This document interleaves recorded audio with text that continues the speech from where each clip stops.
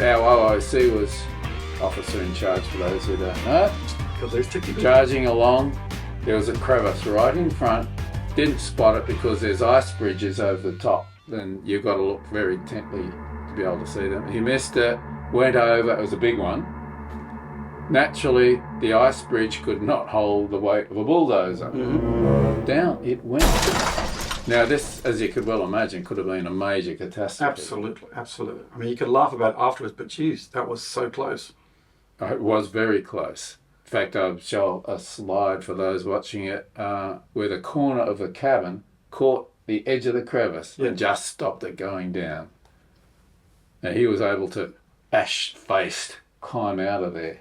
So that was a major disaster avoided. So when you say you've got an ice bridge, can you say what does that look like in terms of you're driving up towards it? You've got a crevasse on each side, and then there's like a bridge in between. Yeah. Well, the crevasse is a big crack in the ice shelf. Yep. And the constant drift zone blowing over often builds bridges over them. And what they look like, you tend to have bluish ice, but where the ice bridge is, it's much whiter. That's what you're looking for. If you're not paying sufficient attention, you could miss it. So he missed the bridge. But he missed spotting it. But I thought you said the bridge collapsed. The bridge yes, it did.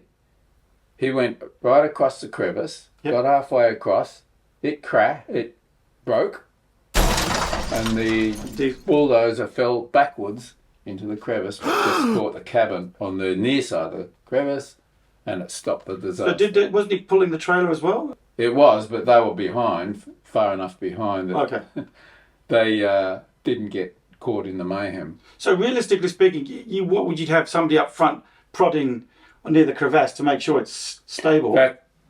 If you were in a really, really bad zone, you might do that. But if you did that the whole way, you'd never get to the destination. And plus the fact you prodding is one thing, a diesel sitting on top of it, which is like 5-6 tons of diesel. Exactly. It's not going to make a much difference. Yeah. Okay, so he's fallen in. He climbed out, obviously. Yes. They would have detached the sleds. They had 2 other bulldozers. Thank God. Plenty of chains. And they managed to pull that thing back out. Damage was minimal. Off they went. So where would they have to go around the crevice? Or well, it was already across it. Oh. Now, how the others got across, I can't remember. They probably had to sort of go one way or the other looking for a spot where it's sufficiently narrow that they could cross over. Yeah. It's sort of another one of those near misses. Near miss, indeed. Yeah. Exactly. So, yes, what was the outcome of that, Phil? The outcome? Well, what you got to remember is OICs, in general, tend to be unpopular people down at the base. Yes. Ian was an Army Lieutenant Colonel. We called him the Colonel, and he was a real Colonel. But real Colonels aren't very good at managing independent-minded men. We were all men in those days. And he did something to annoyed a number of us a few months later. And being a pretty fair-minded bloke, I thought this is a case of revenge. Okay. So this is after the thing happened? Yeah, this is right. Okay, all right. Yeah. But it's something we all laughed at from time to time. Anyway, I thought, right, it just so happened I enjoy cartooning, caricatures. Yes. Frankenfurter. That's the sort of thing. Frankencat. Yeah, so this night I had a brainstorm. Down to the office, started sketching. I drew a sketch of the instant before Ian went over the crevice with this D5 charging, ready to go, him with a fierce look on his face, penguins puzzling, diesel mechanics about to faint. That was the cartoon. I thought, right, now what do I do with it? I know. It was late at night. So, with no one around, I'll go and pin it on the notice board in the dining room. Then I just sat down, had some nibbles, watched what happened. From time to time, people would walk in. Now, without exception, everybody would walk past the notice board, not noticing. They'd stop. What was that on there? They'd back, look at it, pause for a second or two, and then burst into hysterical laughter. This must have happened half a dozen times that night. So didn't you sort of get pulled up by the OIC, for insubordination or something ridiculously silly. He wasn't that dumb that he would do something like that. He just had to laugh it off with everyone else. Yeah. Oh, well, that's all right. He took it in good humour. Yeah. Someone can take it personally and get really, you're in. No, he didn't do that. So what happened to that picture? Did you keep it? Yeah, I still got it somewhere. Okay. In fact, for those watching the video, you can see it. Don't forget to subscribe and like these videos. Good point. Now, the next thing is, what are we looking for now? We're moving on to the Great Winter Solstice Race. Yes. Now, the winter solstice, as you will describe, is when? The winter solstice, which is about 22nd of June or whatever it is. Yes, don't forget, this is the southern hemisphere, so winter is in June, July, rather than December, November, September. Yes, so winter solstice is obviously a very important time because it's the crazy time for you lot. It's the major time. Biggest celebration, bigger than Christmas, bigger than birthdays, bigger than Ben-Hur. Yeah. He'd have had a hard time down there. There was traditions for the Midwinter's Day. Yes. And the first off was the Midwinter Race. Anything an Australian's got to bet on? I was going to ask you about the bets. Who ran the book, as it were? Oh, somebody did. I can't remember. Cannot remember. But the thing to remember, you will remember, you think, oh, Antarctic, dark. How can you have a race? That's right. That's what my next question was. Isn't it pitch black at that time? Well, literally dark as anything. Well, the reason why we could have the race is because Mawson is not that far south of the Antarctic Circle. Okay. What this means is at that time the sun never rises, but you do get a couple of hours of dusk. Yeah. Just enough light to be able to do this. It's just sitting on the horizon, is it? Well, it doesn't quite reach the horizon, but it gets close enough that it gives you enough light. Dusk, when the sun sets, it still stays light for some time after. Yeah. Well, down the Antarctic, dusk lasts a lot longer than it does in Australia. Right, so you've got a reasonable window of light. Yes. All right. A couple of hours, I think. So what's the process of putting your application in to go on the race, or you just turn up with whatever you've got at hand? I think we just turned up and said, I'll have that. I'll have that. Because there must be quite a few dibs on the motorbike or the skidoo team or something. There was all of that. And I grabbed a skidoo. There was 4 skidoos. It's like a wrestling. Yeah. I want a skidoo. Yeah. Now, we had 2 dog teams. Yes. Now, I was going to say, how is it you roped somebody else into it? Why wouldn't you just do the skidoo by yourself? You can't do it like that. You got to put a challenge into this. Well, that's what I thought. Is there a rule that says you have to have 2 people in the race, sort of thing? I can't remember. Anyway, we did. I was towing a sled with gloom on the back. Now, this is your big sleds that you have. When you take it. Just a small sled, not those, not a dog. Well, that's what I'm talking about. Yeah. Just a small sled. It would have been 4 That's not really 4 feet long. Or something. Not very good for the podcasters. 4 feet. So you can sit in it and hold on for dear life. Exactly. Right. Now, sorry, I'm just going to say the skidoos are pretty fast little. They can belt along. Yes. Yeah. Okay. But that wasn't the only one. At that particular time, the crazy patchwork tricycle was going, so you had a couple of people on that. The motorbike, of course, was going. I forgot to mention there was an air machine. Oh. Like they use on the Everglades, only it was on sleds. Great big propeller on the back. Wow, okay. There's another one of those ones that most of the time wasn't working. It was always packing in. But it was working on Midwinter's Day. So there was someone on that. What else? Oh, yes, there was the uncovered vehicles, which they're was pretty a snow track. They're pretty slow, though, aren't they? Covered vehicles were strictly not allowed on the sea ice. Yeah. We did have one called the Mole Mink that snuck on. Very funny name, really, the Mole Mink. Yeah, well, we had 3. There was a snow track, was the uncovered track vehicle. The Mole Mink was a covered one.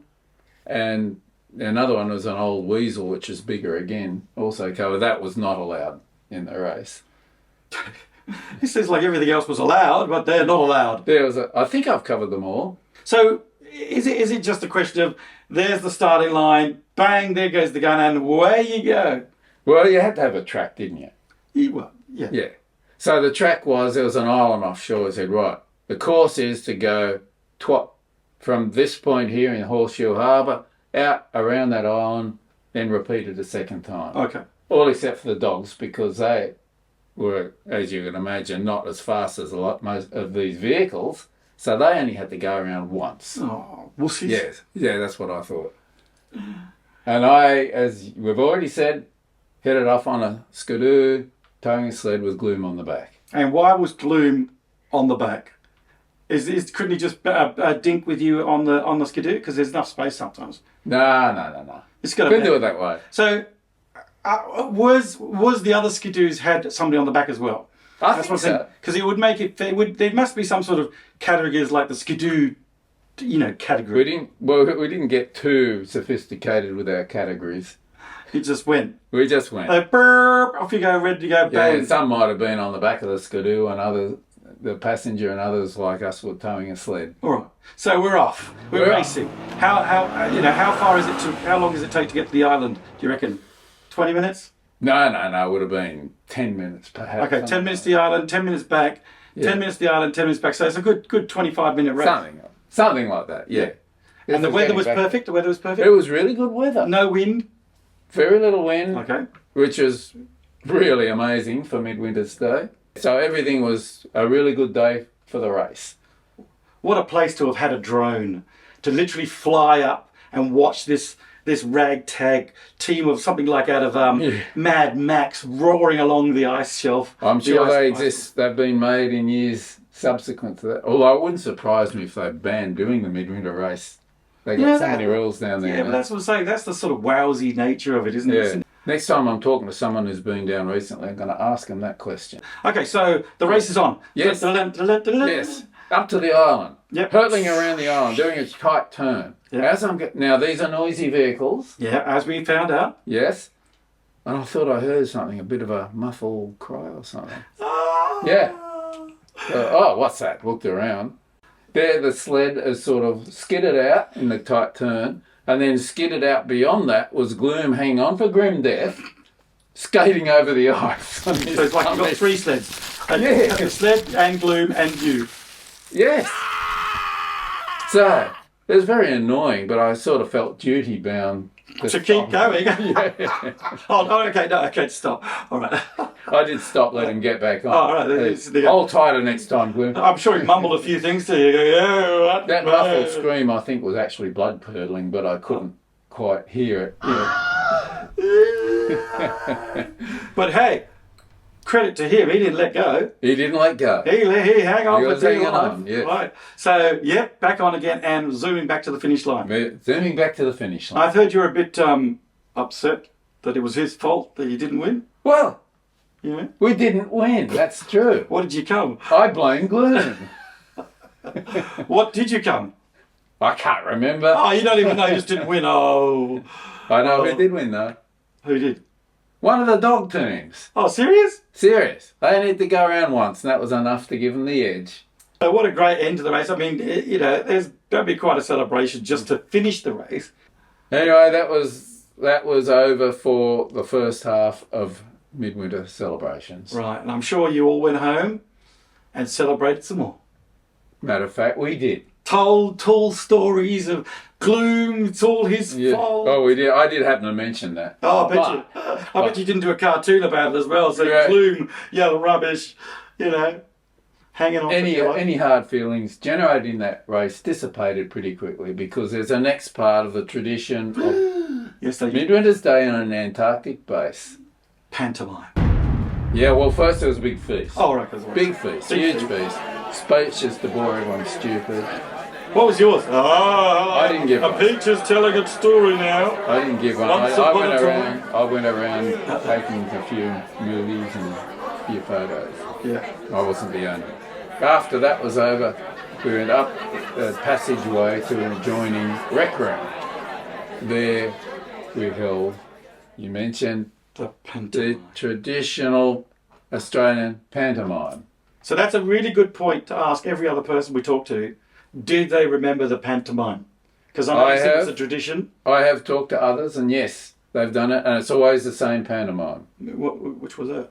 Cinderella. Oh, because you got the guys dressing as ugly sisters, etc., etc. Yeah, well, that's the thing. Even Cinderella looked more like an ugly sister. Especially with a beard like this. Yeah. Hello.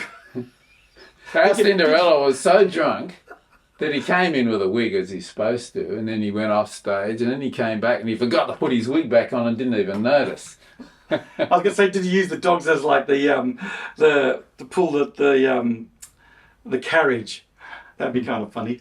We didn't get that sophisticated. Okay. In fact, it was as unsophisticated as you could possibly imagine, and it's probably just as well that I was using silent film. So did you actually did they write a script for this, or did you just sort of improvise it as you went? There was a script, but I think there was at least 50% improvisation. Yeah. Because they were too drunk to be able to follow the script that closely. But a real good send-off for that winter solstice, isn't it? Because after that, the days get longer. Yep, and that gives you a bit of a flavour of the Vehicles of Mawson. Yeah. In 1976. Yeah, and that's the thing when we talk to other people, who are there at different generations to say, hey, what sort of vehicles did you have? Because they'd obviously change, or they just dig them out again and recycle them again. Because I did forget to mention the aircraft. The ship comes down in December. The aircraft, 3 helicopters and a fixed-wing Pilatus Porter, offloaded. Yeah. And they're all there to service the summer field crew. And then when the boat comes back in early March, I think, they load them back on the boat, go back to Australia. That it is an absolute frenetic activity. Yep. And then it builds to a climax during the changeover week when the boat is unloaded, and we use 2 Army Larks for that and a couple of cranes and things like that. A lot of work during changeover before, and then when that's completed, everybody who's going home boards the boat and off they go. Do you have a big party to sort of celebrate? Oh yes, we do all that. Another big party for another of course. Unique opportunities to say goodbye to Antarctica. I mean, do you take mementos with you? Obviously, taking all the photographs and everything else, but do you pick a rock or something like that off the floor and say this is an Antarctic rock? I didn't even bother. But you're a geologist. I suppose you became a geologist afterwards. Sort of. Yes, that was a subsequent career, which was geophysics. But we did take mementos, but I did not think to take an Antarctic rock. So we've covered pretty much every kind of vehicle you could possibly imagine, from sailing boats to jet boats to helicopters and Pilatus Porter, to an airboat. It boggles the mind having a massive race. Luckily to survive them for some of the people who are just hanging on for dear life. So another exciting episode to conclude. So thank you, Phil Walter, again for your vast knowledge and to be sure to remember that you actually remember some of this stuff. How long ago now? It's over 50 years ago. Yeah, don't remind me how long ago. He still can remember this stuff in very exacting detail. These things tend to stay in the memory. Yeah, and plus you've got a script over there you've written in that video. So thank you, everybody, and hope to see you on the next exciting podcast. And the next one, we're hoping to be another older Antarctic veteran. Name of? David Blaby. David Blaby. Yes, so we're hoping to interview David and find out what he got up to back in the early days of Australian Antarctic history. What was his time frame? He would have been in the 60s. Okay. So it's amazing what we're capturing here is literally decades and decades of history. All right, thank you very much, everybody, and we'll call that quits. That's it. And nearly got it.